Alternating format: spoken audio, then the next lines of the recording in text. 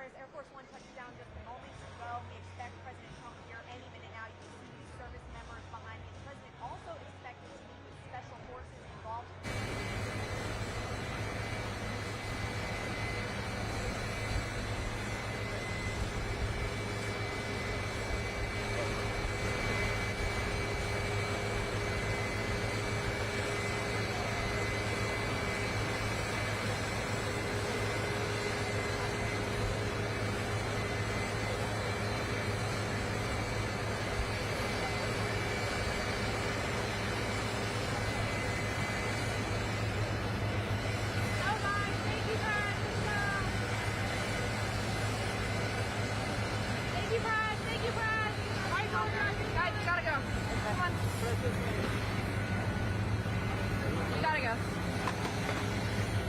We're going to head straight to remarks to capture.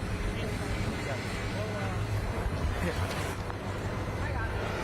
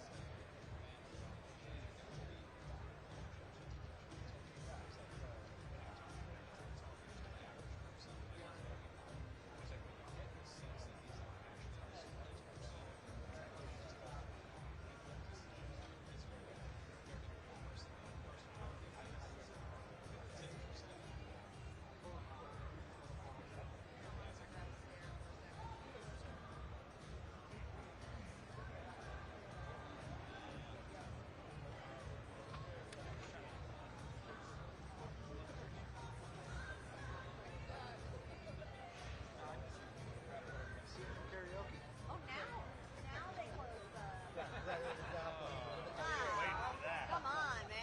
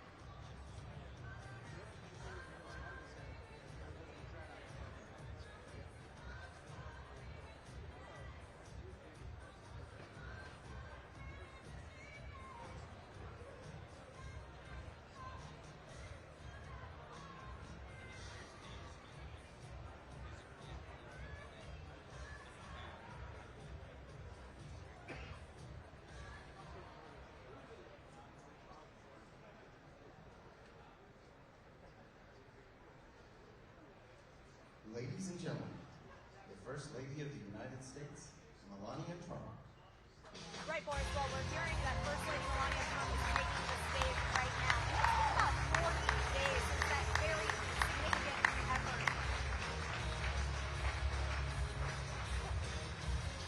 Apparently something got switched and they lost it.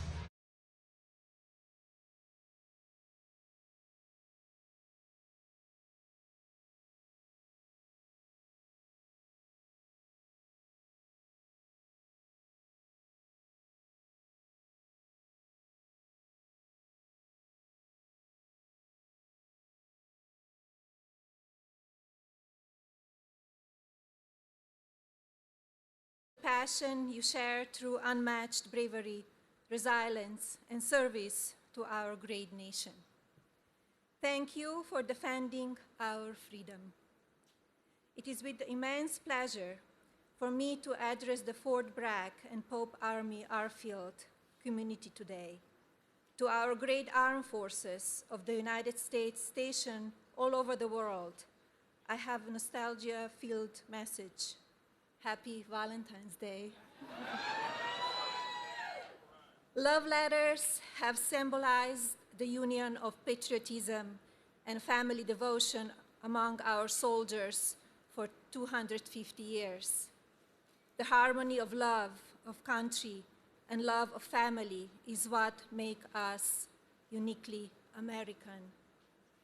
It is very balanced, which strengthens our military and builds our communities.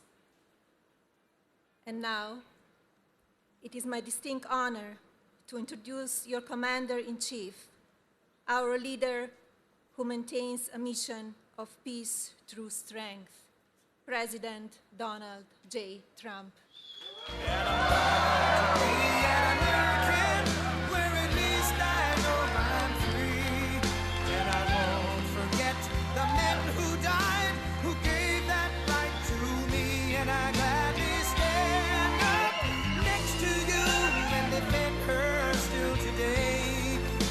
There ain't no doubt I love this land.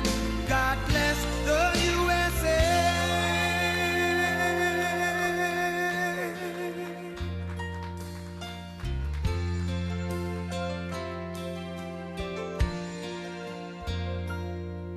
From the lakes of Minnesota to the hills of Tennessee.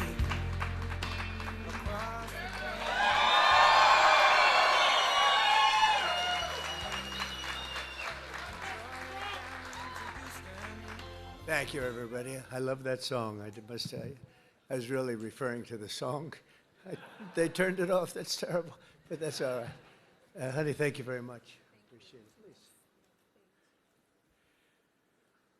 So we have an amazing group of people before me. Amazing. And very proud of you. Somebody said, I was just watching a little news coming down. They said, oh, it's amazing he can find the time in his busy schedule. Believe me. You're the time. My schedule's not the time. Although we do have a couple of interesting things happen. We just had fantastic reports on inflation, way down. Costs of products, way down. We inherited a mess, total mess, and now it's really coming along. We have the greatest numbers that we've ever had. We're hitting all-time high stock numbers. We're hitting all-time high S&P and Dow numbers. You saw that a few days ago. The end of the first year. They said that it was going to take maybe 4 years, the end of the term, to hit 50,000 on the Dow. We did it in 1 year. And likewise, to hit 7,000 on the S&P was going to take at least 4 years, could be 5 or 6. We did it in 1 year. So, and all I know is forget about the stock market, forget about Wall Street. Your 401ks are doing very well. I don't have to ask you. Is anybody doing poorly with their 401k?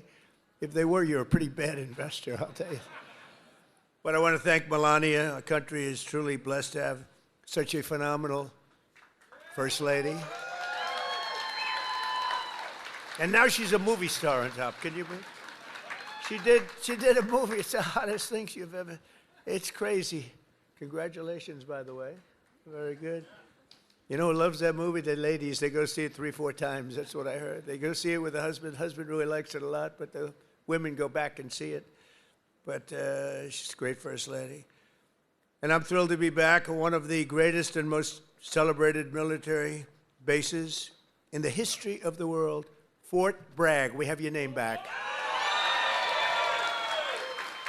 We got your name back from the radical left. The radical left is not happy about it. It's another reason you have to vote for us, because they'll change it back to whatever it might be. This is the home of the legendary Green Berets, the home of the Sky Dragons, and the All-American 82nd Airborne. And in particular, I hear that we are joined by many exceptional soldiers from the 1st Brigade Combat Team, also known as the Devils in Baggy Pants. What's that all about? The Devils, they are devils. And you are devils, I will say. And I have no higher honor in life than to be your commander-in-chief. I'm so proud of you all. And so let me begin by saying a very, very big thank you to our great warriors and the men and women of the United States Army. Unbelievable. Very special thanks also to all of the incredible military families who are here today. You know, without that family, our soldiers would not be the same. It's a whole big deal. I don't think they get enough credit, but they do get credit with me. That's why I sent you 1776 a couple of weeks ago, a little while ago. We had a lot of money coming into our country from tariffs, and I said, let's send a little to our, so, you know, they came in, they said, sir, we can do 1,775. I said, oh, that's good. They put the number. I said, you know, if we add $1 more, it's 1776. I said, add $1. Add $1. Did everybody get 1776? I think so, right? You think the Democrats would have done that? Forget it. But it's really because of your incredible sacrifices to keep America safe and free. There's nobody more respected than the people in this room. We're also joined by General Gregory Anderson, General Brandon Tagmeyer, Secretary Howard Lutnick, Senator Ted Budd, he's doing a fantastic job too. Members of Congress, Mark Harris, Pat Harrigan, Brad Knott, David Rouser, Addison McDowell, and your own congressman from right here in the district, a really great guy. He's a real leader too. Richard Hudson, where are they? Where are they all? Look at them. They're all dressed up. They have to be nice to you because without your vote, forget it. They're out of commission, right, fellas? But what a good job. And Richard, this is your area. Congratulations. He's always bugging me for more money for Fort Bragg. I said, Richard, get off my back. And we're going to do that. You know, they're talking about a big compound, right? And we're going to get that done. We're going to get it done for you. Now, if the Democrats get in, it's not going to happen. I guarantee you that. But we're going to get that done. That's your number one priority, I think. Richard Hudson. So you have another man who is running for the Senate, who is phenomenal. The only thing is he's not as well known. He was behind the scenes. He was the head of my 3 campaigns. I won all 3 times here by a lot. It wasn't even close. And he was responsible, along with Laura Trump. Laura is fantastic. Born here and loves the area, but they work together. But Michael Watley, if he's here, I don't know. Michael, will you come here for a second, please? He's running for the Senate, and if he gets in, you're going to be taken care of. If he doesn't get in, we're going to be stripping the military like they always do, the Democrats. This is a man who was the head of North Carolina. So he did so well that I said, who is that guy that did so well? Because when it came time to picking the head of the Republican Party, I picked him. And you saw what happened in the last election. We won in a landslide. We won every swing state, all 7 swing states. We won by millions of votes, the popular vote. You know, the first time I won, but they say I didn't win the popular vote. You know I did. I won it by a lot, but they say I didn't. So every time they'd introduce Donald Trump, who didn't win the popular vote, but he, you know, whatever. I said, I don't ever want that to happen again. But we did. We won everything. And this is a man that was in charge of this state. He did so well here. There was nobody else that I even considered to run the RNC. That's the whole country. And we had a big, big victory just recently that you know very well, a victory like they've never seen. So I'd just like you to say a couple of words, Michael. Congratulations.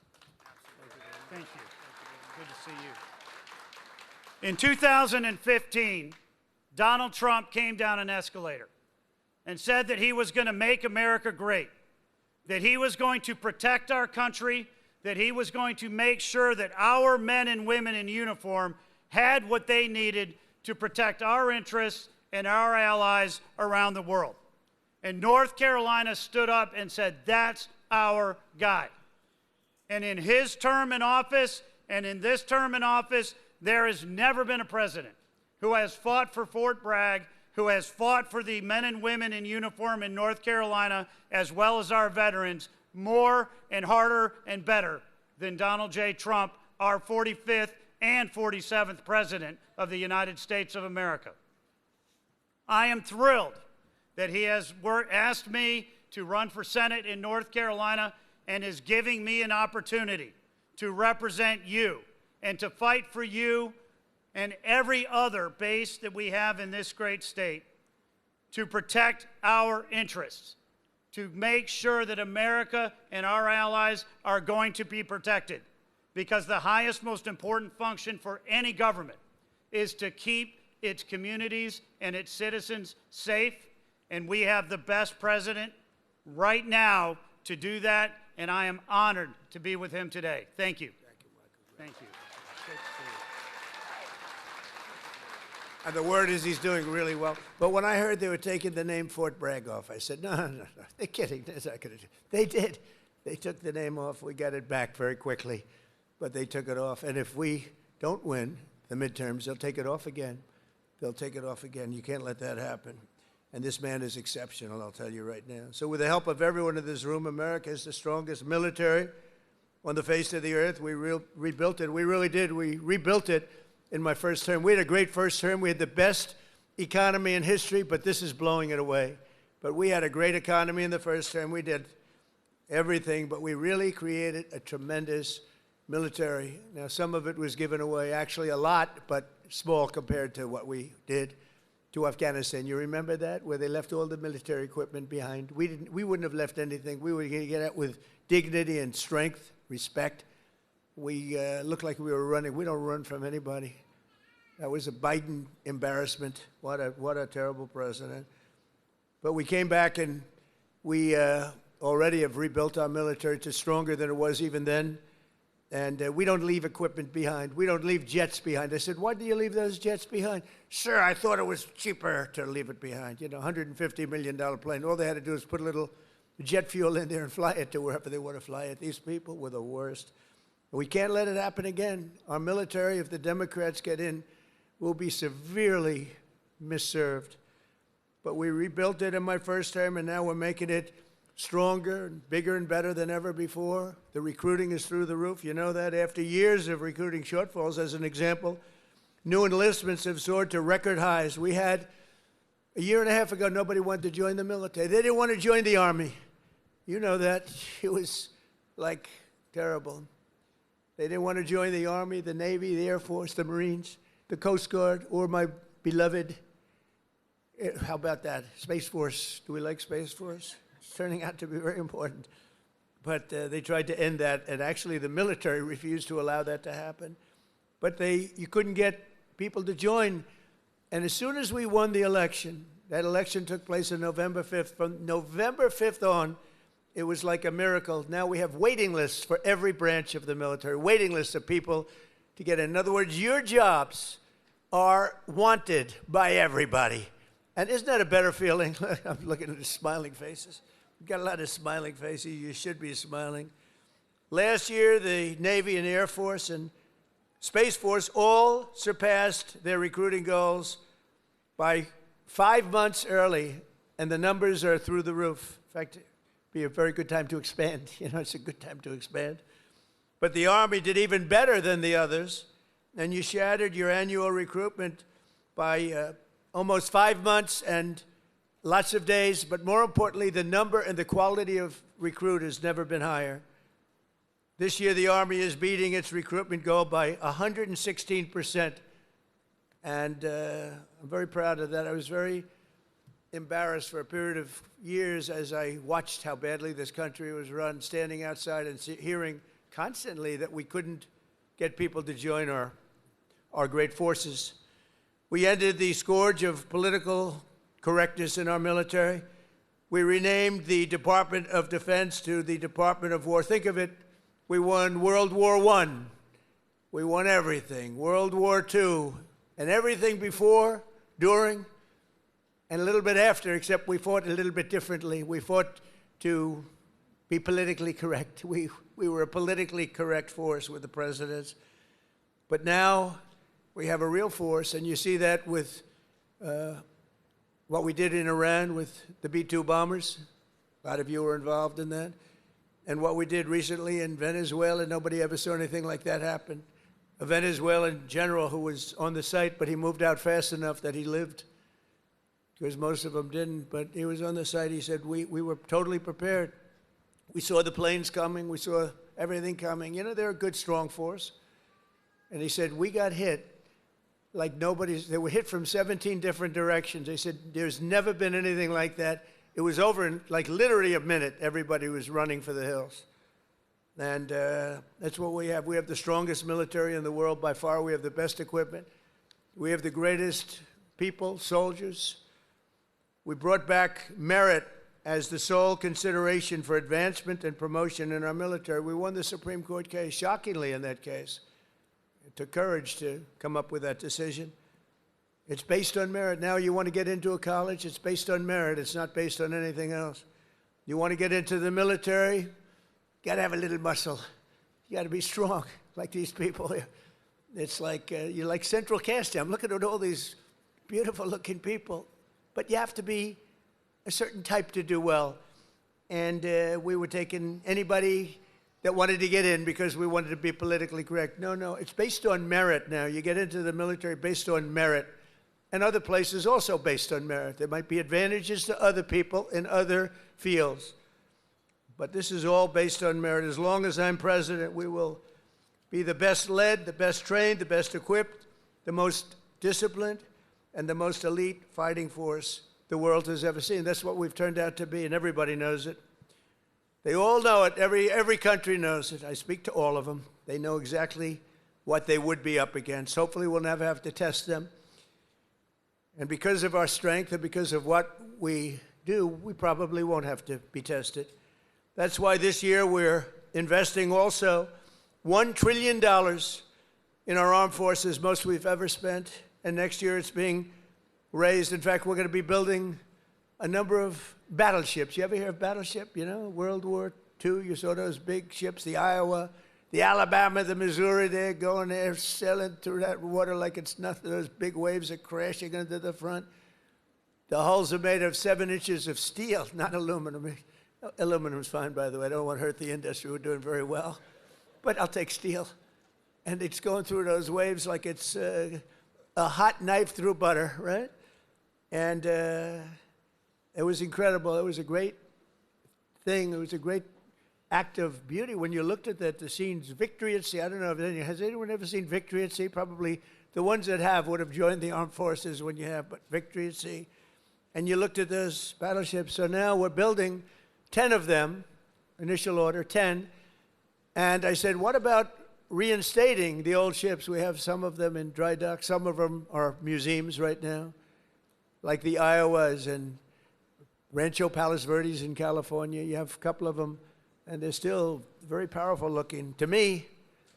So I said, what about bringing them back? They said, sir, it would be no good. Why do you say that? The new battleship that we have, which I've seen and helped design, I put a little more spirit in the hull, a little more, give me a little bit more hull. And I want that ship to look gorgeous, you know. Forget about stealth. They say, oh, it's stealth. They design ugly equipment for stealth. Well, we're designing great-looking equipment, also stealth. But I said, well, what about bringing them back? Sir, the new ships, the new battleships that we have almost very soon under construction will be, listen to this, 100 times more powerful than the ships that we got to see in the 1940s.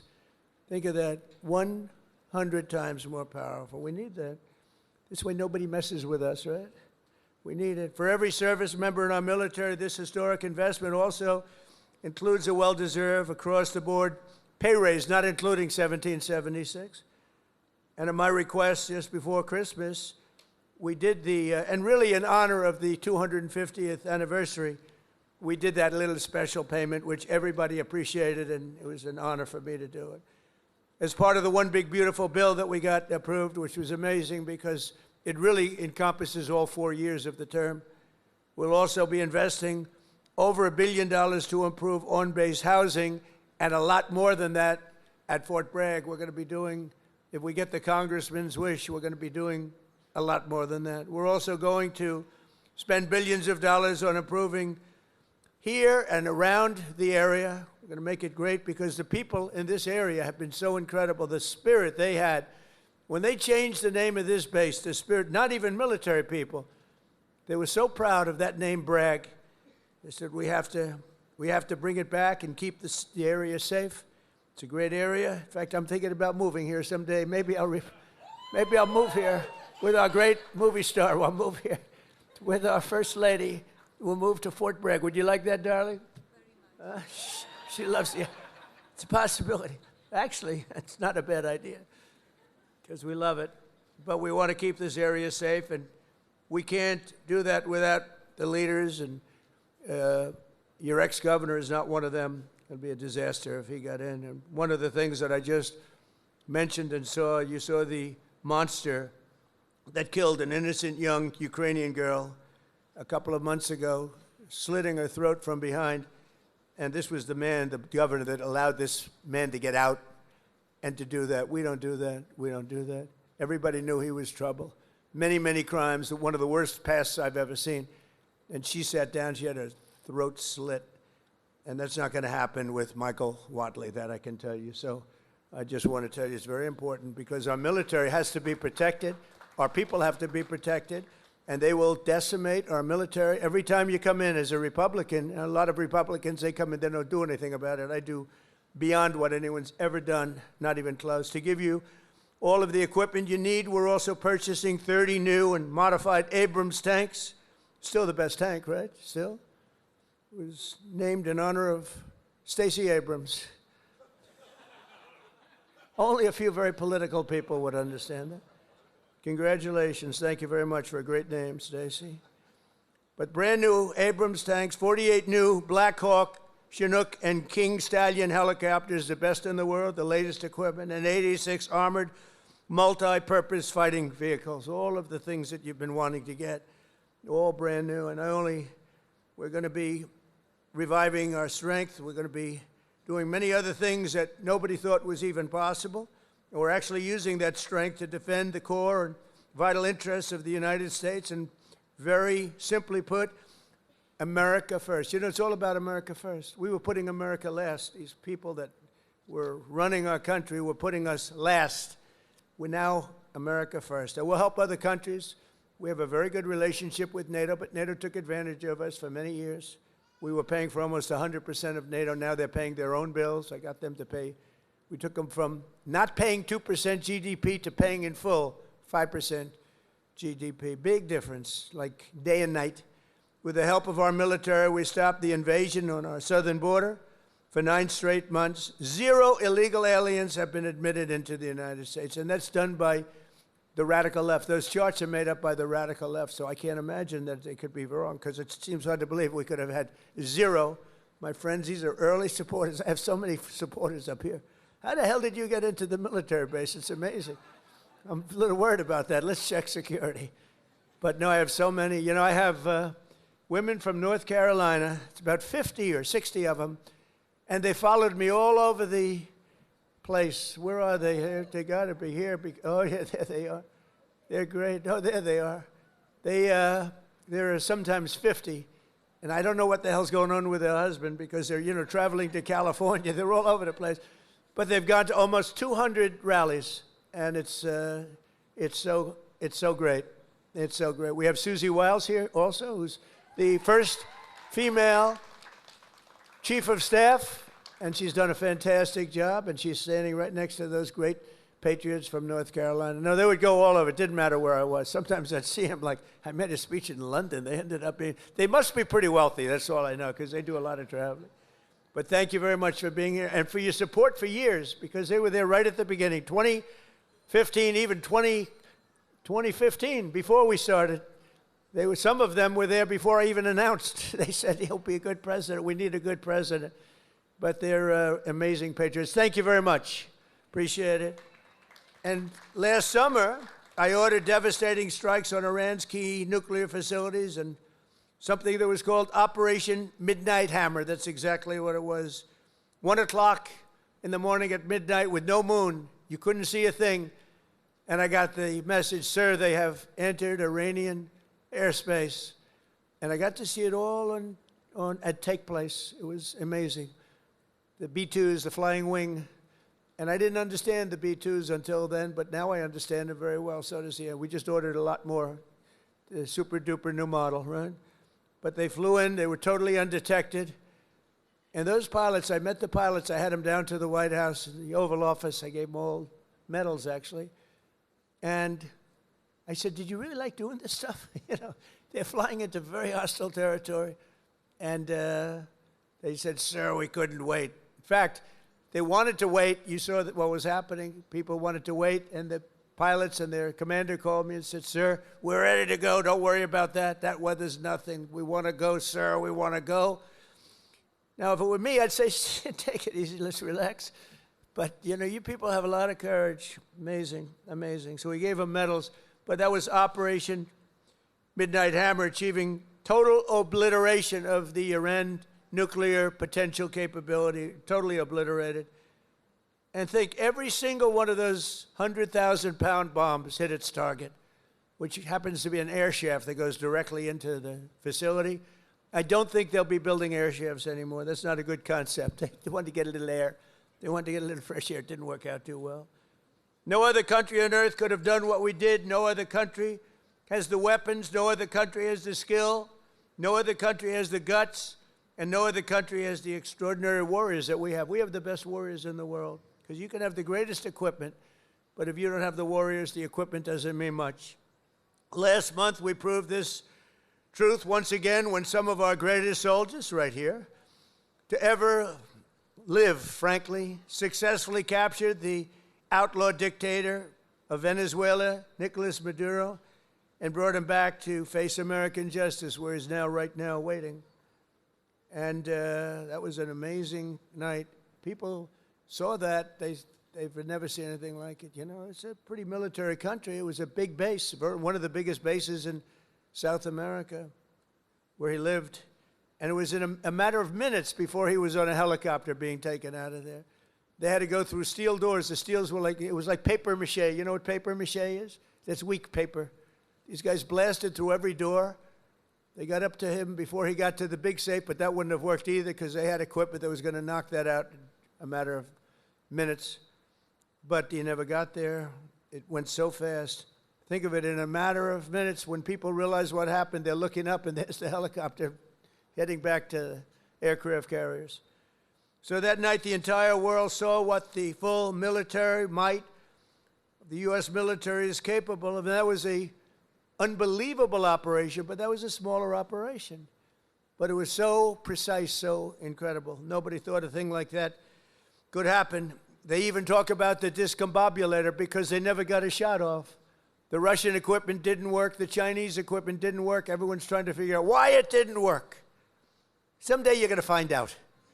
But it didn't work. It's nice when you can fly in and not get shot at.